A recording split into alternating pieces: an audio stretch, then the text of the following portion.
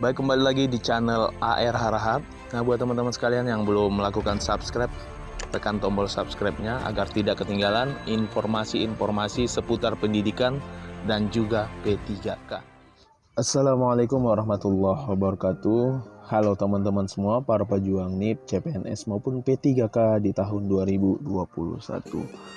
Nah, teman-teman semua, kali ini saya akan berbagi informasi mengenai sudah bisa ya untuk mencetak kartu ujian bagi pelamar baik itu CPNS maupun P3K. Nah, kali ini kita coba cek dulu teman-teman, dan nanti kita akan jelaskan mengenai, kita coba login dulu.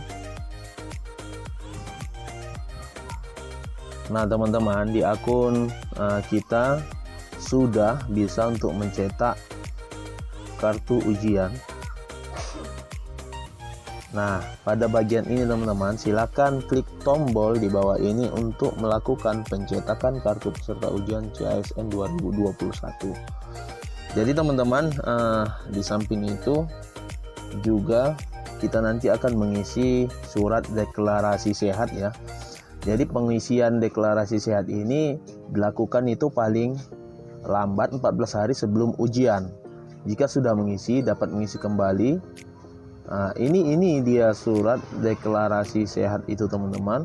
Jadi nanti setelah keluar jadwal ujian, jadi kita bisa mencetak deklarasi sehat ini 14 hari sebelum waktu ujian. Karena di sini memuat pernyataan kita apakah kita ada terkena gejala COVID ataupun sedang mengalami batuk, pilek, sakit kepala, hidung tersumbat, sesak napas. Dan ini bentuk pernyataan kita apakah kita terkena terpapar COVID-19 ataukah tidak, seperti itu teman-teman. Jadi ini nanti adalah salah satu syarat yang akan dibawa untuk mengikuti seleksi baik itu CPNS maupun seleksi P3K di tahun 2021 ini teman-teman. Jadi surat deklarasi sehat ini menjadi salah satu syarat ya untuk nanti kita menghadapi seleksi ujian. Baik teman-teman, kita coba dulu lihat cetak kartu peserta ujian karena sudah bisa dicetak teman-teman. Kita cek dulu. Ya, baik, kita download teman-teman. Nah, sudah tampil ini bentuk kartu peserta ujian seleksi CASN. Di sini kita akan bahas satu persatu teman-teman. Di instansi pemerintahan kita masing-masing, nama sudah lengkap, NIK juga, tempat tanggal lahir, jenis kelamin, nomor peserta. Nah, ini nomor peserta kita teman-teman, sudah tertera. Dan lokasi formasi ini adalah baik untuk P3K ini akan muncul, yaitu formasi mana yang kita lamar kemarin, di SD manakah atau di sekolah manakah akan muncul. Dan juga kualifikasi pendidikan ini, pendidikan kita teman-teman, formasi jabatan, dan juga catatan ini teman-teman, di lokasi ujian. Di lokasi ujian ini masih kosong. Jadi ini nanti akan ditentukan oleh pihak dari Pemda ataupun pemerintahan daerah masing-masing teman-teman. Jadi untuk lokasinya masih belum terisi ataupun kosong. Informasi lain, tahapan ujian Anda dapat dilihat pada pengumuman Kementerian Pendidikan, Kebudayaan, Riset, dan Teknologi. Berikut juga dengan jadwal ataupun tanggalnya nanti kita bisa lihat pengumumannya, yaitu pada pengumuman Kementerian Pendidikan, Kebudayaan, Riset, dan Teknologi. Jadi teman-teman, untuk jadwal ujiannya saat ini belum ada, ataupun nanti bisa kita cek sendiri di Kementerian Pendidikan, Kebudayaan, Riset, dan Teknologi. Dan tanggal melamar, nah ini tanggal kita melamar kemarin, tanggal 18 Juli tahun 2021. Dan juga tertera ada barcode dan pin ujian. Nah, pada pin ujian ini nanti akan diisikan oleh pihak panitia seleksi ujian pada saat kita mau ujian ya teman-teman. Nah, ini pengalaman saya ketika kita mau ujian nanti kita akan melampirkan surat ini kepada panitia dan mereka akan mengisikan PIN-nya, PIN kita untuk masuk nanti login di komputer kita sehingga kita bisa menyelesaikan ujian seleksi P3K maupun CPNS-nya. Jadi teman-teman, PIN ini nanti kita dapatkan dari pihak panitia. Dan juga teman-teman, kita perhatikan di bawah daripada kartu peserta ujian seleksi CASN ini menjadi perhatian kita nanti di mana saat kita untuk mengikuti seleksi ataupun ujian ini, kita harus jangan sampai lupa ya teman-teman. Di sini sudah ada diingatkannya.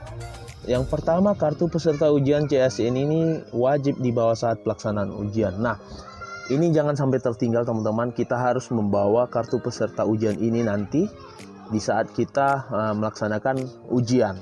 Nah, ini wajib, penting, dan harus kita ingat teman-teman, karena kalau kita nggak bawa ya kita bisa gagal. Yang kedua teman-teman, peserta wajib membawa kartu bukti identitas diri asli yang tercantum pada kartu ini dan terdapat di dalam sistem pada saat pelaksanaan ujian. Nah, yang tercantum ataupun bukti yang ada di kartu ini yaitu kita lihat di paling atas kan ada yaitu nama sesuai KTP ya, NIK sesuai KTP, berarti identitas asli kita, maka kita bawa KTP. Jadi di syarat yang kedua ini teman-teman, kita harus membawa identitas diri yaitu berupa KTP. Nah, ini wajib teman-teman. Dan yang ketiga, peserta wajib ya mengisi dan membawa bukti deklarasi sehat yang terdapat pada halaman resume SSCASN. Nah, ini tadi teman-teman, surat bukti deklarasi sehat yang nanti kita cetak yaitu sebelum 14 hari sebelum kita melaksanakan ujian. Nah, ini adalah syarat yang terbaru teman-teman. Biasanya dalam melakukan seleksi CPNS maupun CPNS ya teman-teman, itu belum pernah ada deklarasi sehat. Nah, ini adalah syarat yang terbaru di mana kondisi kita saat ini lagi ada virus wabah COVID-19, jadi diharuskan untuk mengisi dan membawa bukti surat deklarasi sehat yang adanya di resume SSCASN. Dan yang nomor 4 teman-teman, peserta wajib menggunakan masker dan mengikuti protokol kesehatan selama berada di lokasi ujian. Nah, ini yang keempat teman-teman, wajib kita nanti memakai masker dan juga mengikuti protokol kesehatan selama berada di lokasi ujian. Dan yang terakhir teman-teman, peserta wajib mematuhi peraturan yang berlaku pada saat pelaksanaan ujian. Nah, yang kelima ini kita harus jujur ya teman-teman, tidak boleh melakukan kecurangan.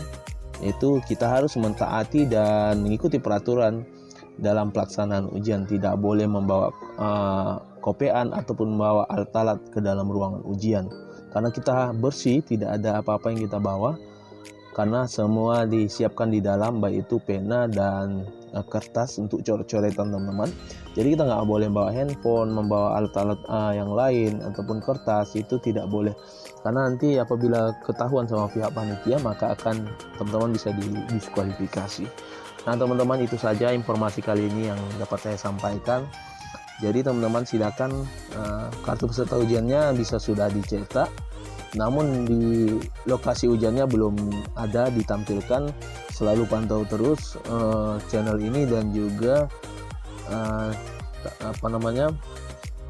nanti bisa dicek pengumuman di Kementerian Pendidikan dan Kebudayaan Riset dan Teknologi mengenai tanggal berapa ujiannya akan dilaksanakan. Terima kasih teman-teman. Assalamualaikum warahmatullahi wabarakatuh.